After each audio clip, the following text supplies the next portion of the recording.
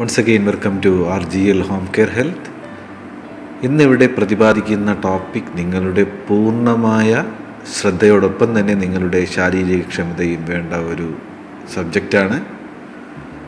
മറ്റൊന്നുമല്ല, ഹൃദയാഘാതം എങ്ങനെ രക്ഷിക്കാം, അതാണ് ഇന്നത്തെ ടോപ്പിക്. നമുക്കറിയാം, 1,00,000 ആളുകളെ എടുത്താൽ അതിൽ മോർ ദാൻ 5,000 ആളുകളും മരിക്കുന്നത് ഹൃദയാഘാതം മൂലമാണെന്നാണ് പുതിയ പഠനങ്ങൾ ഇന്ത്യയിൽ തെളിയിക്കുന്നത്. ഇത് കൂടാതെ ഹൃദയാഘാതമുണ്ടായ രോഗിയെ സംബന്ധിച്ചിടത്തോളം ആദ്യത്തെ 7 മുതൽ 10 മിനിറ്റ് വളരെ ഇമ്പോർട്ടൻ്റായ ഒന്നാണ്.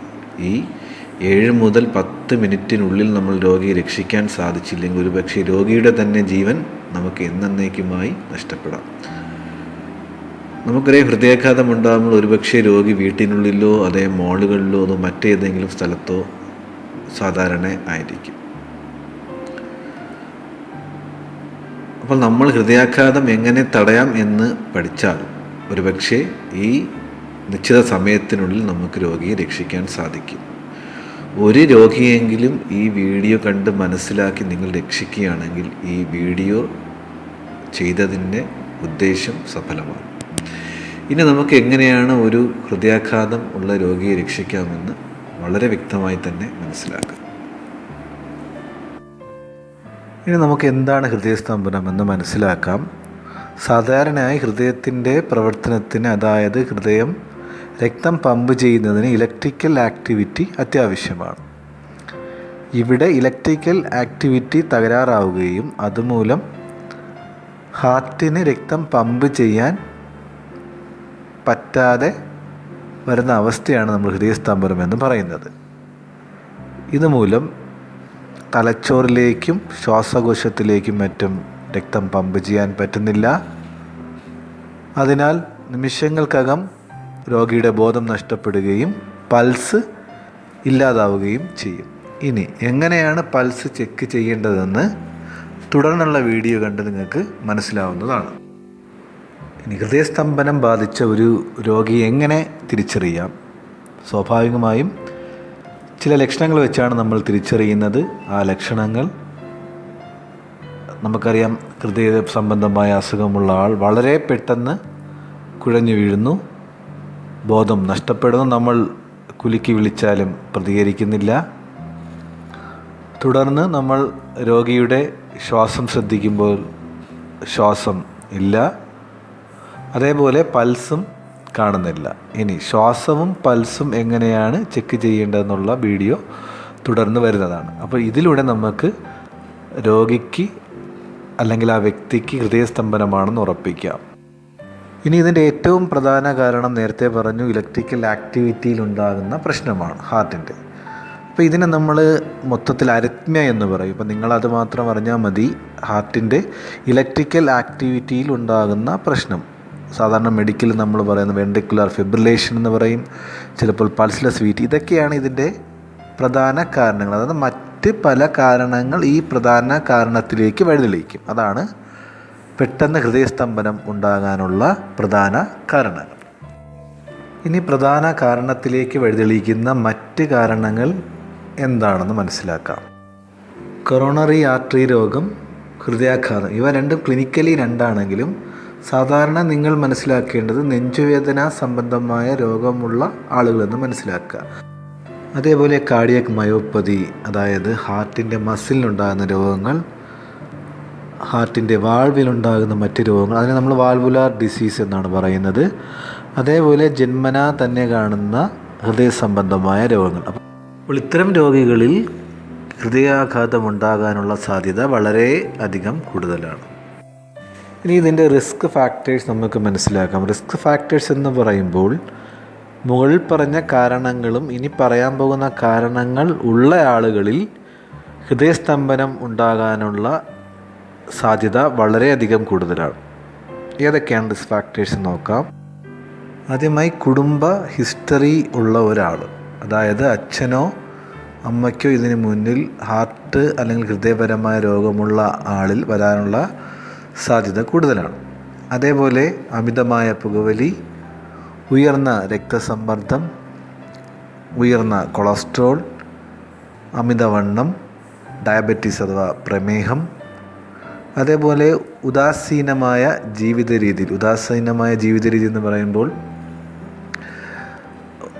തോന്നിയ ഭക്ഷണ രീതി, അതേപോലെ എക്സസൈസ് ഇല്ലായ്മ തുടങ്ങിയവ.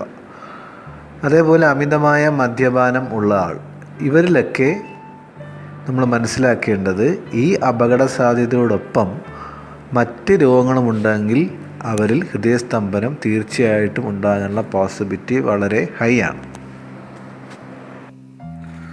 അടുത്തതായി ഹൃദയസ്തംഭനത്തിൻ്റെ പ്രഥമ ശുശ്രൂഷയെക്കുറിച്ച് മനസ്സിലാക്കാം. അതിൽ ആദ്യത്തെ സ്റ്റെപ്പ് രോഗിയുടെയും സഹായിയുടെയും സുരക്ഷിതത്വം ഉറപ്പുവരുത്തുക എന്നതാണ്. അതായത് ഹൃദയസ്തംഭനം സംഭവിച്ച രോഗി ഒരുപക്ഷെ വീട്ടിലായിരിക്കാം, മറ്റു ചിലപ്പോൾ ഒരു തീയുടെ മധ്യത്തായിരിക്കാം, മറ്റു ചിലപ്പോൾ റെയിൽവേ പാളത്തിലായിരിക്കാം, ചിലപ്പോൾ ഇലക്ട്രിക്കൽ ഷോക്ക് അനുഭവപ്പെട്ട് ചിലപ്പോൾ രോഗിയുടെ ശരീരത്തിലൂടെ ആ സമയത്തും ഇലക്ട്രിസിറ്റി പാസ് ചെയ്യുന്നുണ്ടാവാം. അപ്പോൾ ഇത്തരം സന്ദർഭങ്ങളിൽ നമ്മൾ എന്ത് ചെയ്യണം? സഹായി സ്വന്തം സുരക്ഷിതത്വം ആദ്യം ഉറപ്പുവരുത്തുക. ഇത് വീട്ടിൽ പുറത്തുള്ള അവസ്ഥയിലാണ് പറയുന്നത്. ഇനി വീട്ടിലാണെങ്കിൽ നമ്മൾ എന്ത് ചെയ്യണം? രോഗിയെ ഒരു കൃത്യമായ സ്ഥലത്ത് കിടത്തിയതിന് ശേഷം ഇത് വളരെ പെട്ടെന്നാണ് ചെയ്യേണ്ടത്. രോഗിയുടെ തോളുകളിൽ പിടിച്ച് നമ്മൾ കുലുക്കി പേരോ അല്ലെങ്കിൽ നമ്മൾ പ്രതികരണം ആരായുക. അപ്പോൾ രോഗി പ്രതികരിക്കുന്നില്ലെങ്കിൽ നമ്മൾ എന്ത് ചെയ്യണം? ഉടൻ തന്നെ എമർജൻസി സിസ്റ്റം ആക്ടിവേറ്റ് ചെയ്യണം. ഒരു സഹായി ഉണ്ടെങ്കിൽ സഹായിയുടെ സഹായത്തോടെ എമർജൻസി സിസ്റ്റം ആക്ടിവേറ്റ് ചെയ്യുക. അതായത് നമ്മൾ സഹായം എടുത്ത് പറയുക, 108 അല്ലെങ്കിൽ അടുത്ത ഹോസ്പിറ്റലോ അറിയിക്കുക. അല്ലെങ്കിൽ ഇനി നമ്മൾ ഒറ്റയ്ക്കാണെങ്കിൽ എന്ത് ചെയ്യണം? ആദ്യം നമ്മൾ നെഞ്ച് അമർത്തുന്നതിന് മുന്നേ ആയി നമ്മൾ 108 വിളിക്കുകയോ അല്ലെങ്കിൽ മറ്റൊരാളെ വിളിച്ച് വൈദ്യസഹായത്തിനായി അഭ്യർത്ഥിക്കുകയോ ചെയ്യേണ്ടതാണ്. ഇതാണ് ആദ്യത്തെ സ്റ്റെപ്പ്.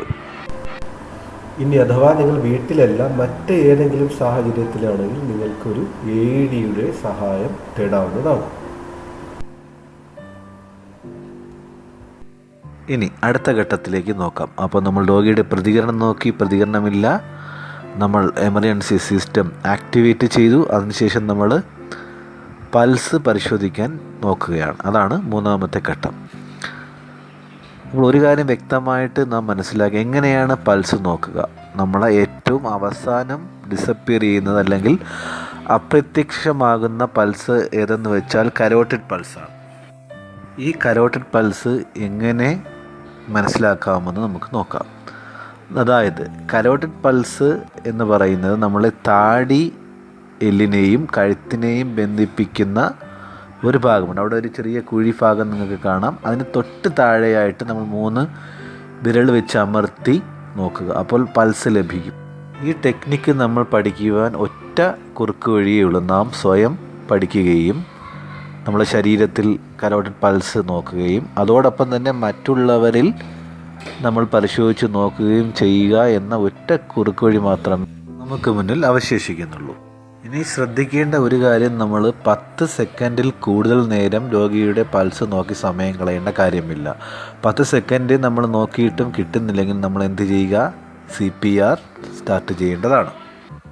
ഇനി അടുത്തത് CPR ആണ്. അതായത് പൾസ് നമുക്ക് കിട്ടിയില്ല, അപ്പോൾ നമ്മൾ CPR എന്ന ഘട്ടത്തിലേക്ക് കടക്കുകയാണ്. എന്താണ് CPR എന്ന് വെച്ചാൽ കാർഡിയോ പൾമണറി റീസസിറ്റേഷൻ എന്നാണ് നമ്മൾ ഇതിൽ പറയുന്നത്. ഇതിൽ പ്രധാനമായി 2 പാർട്ടാണുള്ളത്. ഒന്ന് നമ്മൾ നെഞ്ചമർത്തുകയും മറ്റൊന്ന് ശ്വാസം നൽകുകയും ചെയ്യുകയാണ് ഇതിലൂടെ ചെയ്യുന്നത്. അതായത് പുതിയ നിയമം അനുസരിച്ച് നമ്മൾ 30 പ്രാവശ്യം നെഞ്ചമർത്തുകയും തുടർന്ന് 2 പ്രാവശ്യം നമ്മൾ ശ്വാസം കൊടുക്കുകയും ചെയ്യുക. അതാണ് ഇതിൽ ഉൾപ്പെടുത്തിയിരിക്കുന്നത്. അത് എങ്ങനെയാണ് ചെയ്യേണ്ടതെന്ന് നമുക്ക് മനസ്സിലാക്കാം. ഇനി നെഞ്ചമർത്തുമ്പോൾ നമ്മൾ അറിഞ്ഞിരിക്കേണ്ട കാര്യം, 1 മിനിറ്റിൽ കുറഞ്ഞത് 100 പ്രാവശ്യമെങ്കിലും നെഞ്ചമർത്തേണ്ടതാണ്. ഇനി നെഞ്ചമർത്തുമ്പോൾ ശ്രദ്ധിക്കേണ്ട വേറൊരു കാര്യം, ഓരോ നെഞ്ചമർത്തുന്നതും ഒരു റിതമിക് മൂഡിലാണ്, നമ്മൾ ഒരു താളത്തിലാണ് നെഞ്ചമർത്തേണ്ടത്. ഓരോ പ്രാവശ്യം അമർത്തുമ്പോൾ നമ്മളത് റീകോയിൽ ചെയ്യാൻ, അതായത് നമ്മൾ കൈ അമർത്തുക, അതുകൊണ്ട് നമ്മൾ റിലാക്സ് ചെയ്യുക, അത് മുകളിലേക്ക് ചെസ്റ്റ് എക്സ്പാൻഡ് ചെയ്ത് പുറത്തേക്ക് വരാൻ നമ്മൾ അലവ് ചെയ്യുക, അല്ലാതെ നമ്മൾ അമർത്തി വെച്ചുകൊണ്ടിരിക്കരുത്. അങ്ങനെയാണ് നമ്മൾ നെഞ്ച് അമർത്തേണ്ടത്. ഇനി നെഞ്ച് അമർത്തേണ്ട രീതിയെക്കുറിച്ച് വളരെ ഡീറ്റെയിൽ ആയിട്ട് നമുക്ക് മനസ്സിലാക്കാം. കൃത്യമായ സ്ഥലം നമ്മൾ പറയണം, അത് വളരെ പ്രയാസമാണ്. അതിനാൽ ഇത് മനസ്സിലാക്കാൻ ഏറ്റവും അനുയോജ്യമായ രീതി എന്ന് പറയുന്നത്, നിങ്ങൾ മനസ്സിലാക്കേണ്ടത് 2 നിപ്പിളിൻ്റെയും ഇടയിലുള്ള നെഞ്ച് ഭാഗത്ത് നമ്മൾ കൈ പൊസിഷൻ ചെയ്യുക എന്നതാണ്. ഇനി പൊസിഷൻ ചെയ്യേണ്ട രീതി, അതായത് വലത്തെ കൈ നമ്മൾ നെഞ്ചിൽ കൈപ്പത്തി അമർത്തിയതിന് ശേഷം സ്ട്രൈറ്റായിട്ട് വെക്കുക. അതോടൊപ്പം തന്നെ ഇടത്തെ കൈയുടെ വിരലുകൾ നമ്മൾ വലത്തെ കൈയിൽ കോർത്ത് സ്ട്രൈറ്റായിട്ട് വെക്കുക. ഈ വീഡിയോയിൽ നിങ്ങൾക്ക് നോക്കി കൃത്യമായിട്ട് മനസ്സിലാക്കാവുന്നതാണ്. ഇനി മനസ്സിലാക്കേണ്ട വേറൊരു പ്രധാന കാര്യം, നമ്മുടെ പൂർണ്ണ വെയിറ്റ് നമ്മുടെ കയ്യിൽ കൊണ്ടുവരിക എന്നതാണ്, നമ്മളെ കംപ്രസ് ചെയ്യുന്നതിനായി. അതിനായി നിങ്ങൾക്ക് ഒരുപക്ഷെ കട്ടിൻ്റെ മുകളിൽ കാൽമുട്ടിൽ നിൽക്കാവുന്നതാണ്. അതേപോലെ ആ പ്രതലം കൃത്യമായിട്ട് യൂസ് ചെയ്യുക എന്നതാണ്. അപ്പോൾ അതിൻ്റെ ബേസിക് പ്രിൻസിപ്പിൾ എന്ന് പറയുന്നത്, നമ്മളെ പൂർണ്ണമായ വെയിറ്റ് കൃത്യമായിട്ട് പേഷ്യൻറ്റിലേക്ക് പകരാൻ നമ്മളെ ബോഡിക്ക് അനുകൂലമായ സാഹചര്യത്തിൽ നിങ്ങൾ ബോഡിയെ പ്ലേസ് ചെയ്യേണ്ടതാണ്. ഇനി കൃത്രിമ ശ്വാസം നൽകേണ്ട രീതിയെക്കുറിച്ച് മനസ്സിലാക്കാം. അതായത് നമുക്കറിയാം 30 കംപ്രഷന് ശേഷം 2 ശ്വാസം നൽകേണ്ടതാണ്. ഈ ശ്വാസം നൽകുമ്പോൾ നമ്മളൊരു ദീർഘശ്വാസം അകത്തോട്ട് എടുക്കുക. ഇനി നമ്മൾ സാധാരണ ഒരു ബലൂണിൽ ഊതി വീർപ്പിക്കുന്നത് പോലെ നമ്മൾ എന്ത് ചെയ്യും, ഒരു സീല് ചെയ്യും. അതേപോലെ വായിൽ സീല് ചെയ്ത് നമ്മളെ ശ്വാസം അകത്തോട്ട് ആദ്യം എടുത്ത് നമ്മൾ പൂർണ്ണമായിട്ടും ഊതുക. അതായത് രോഗിയുടെ അകത്തേക്ക് ഊതുക.